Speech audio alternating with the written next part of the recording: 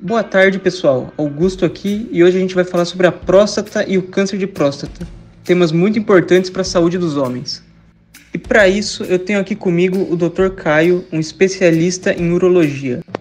Boa tarde a todos os ouvintes, boa tarde Augusto, muito obrigado pelo convite. Dr. Caio, você pode explicar para a gente o que é a próstata e qual a sua função? Então, Augusto, a próstata é uma glândula presente apenas nos homens. Ela fica localizada abaixo da bexiga e à frente do reto.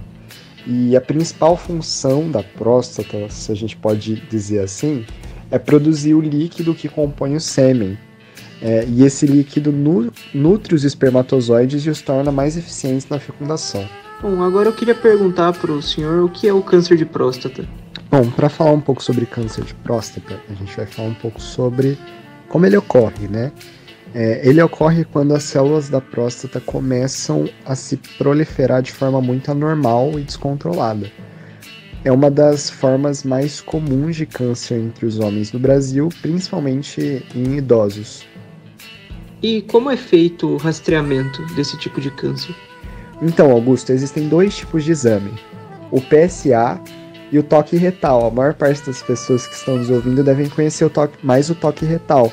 Mas o PSA é um tipo de exame que mede os níveis do antígeno prostático específico, que é uma substância produzida pela próstata, que quando está em níveis anormais, é um sinal de alerta. Já o toque retal, como é conhecido pela maior parte do nosso público, é uma avaliação física onde o médico insere um dedo lubrificado no reto para verificar a próstata. E quando a gente precisa começar a fazer esses exames? Augusto, normalmente os exames são realizados a partir dos 50 anos, mas em alguns casos recomenda-se a realização dos exames a partir dos 40 anos, caso, por exemplo, o paciente possua algum fator de risco. E quais seriam esses fatores de risco? Os principais são histórico familiar de câncer e etnia africana.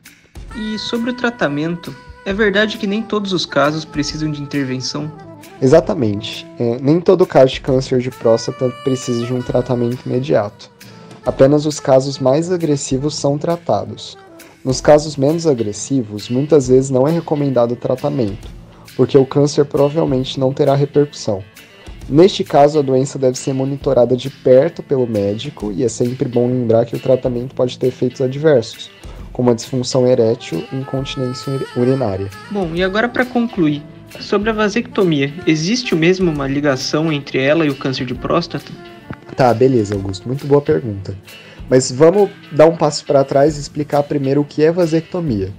Durante o procedimento, os canais que transportam os espermatozoides dos testículos até a uretra são cortados. Assim, a liberação de espermatozoides não ocorre durante a ejaculação.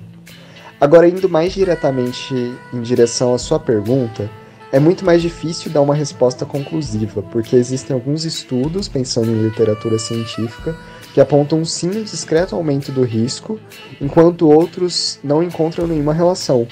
Contudo, é importante deixar um pouco mais claro que não existe relação causal entre a vasectomia e o câncer de próstata. Repito, não existe relação causal entre vasectomia e câncer de próstata. E mesmo que esse aumento de risco exista, ele é muito discreto e não deve ser um motivo para evitar, por exemplo, fazer a vasectomia. É sempre importante, para concluir, conversar com seu médico para esclarecer suas dúvidas e tomar uma decisão consciente no caso de fazer uma vasectomia. Muito obrigado, Dr. Caio, por esclarecer as nossas dúvidas. Que isso, Augusto. Muito obrigado pela oportunidade. É sempre um prazer vir aqui. Pessoal, boa tarde a todos. Se cuidem e façam os exames regularmente. É isso aí, pessoal. Eu espero que esse bate-papo tenha ajudado vocês a entender melhor sobre a próstata e o câncer de próstata. Se tiverem alguma dúvida, vocês podem entrar em contato com a gente. E até o próximo programa.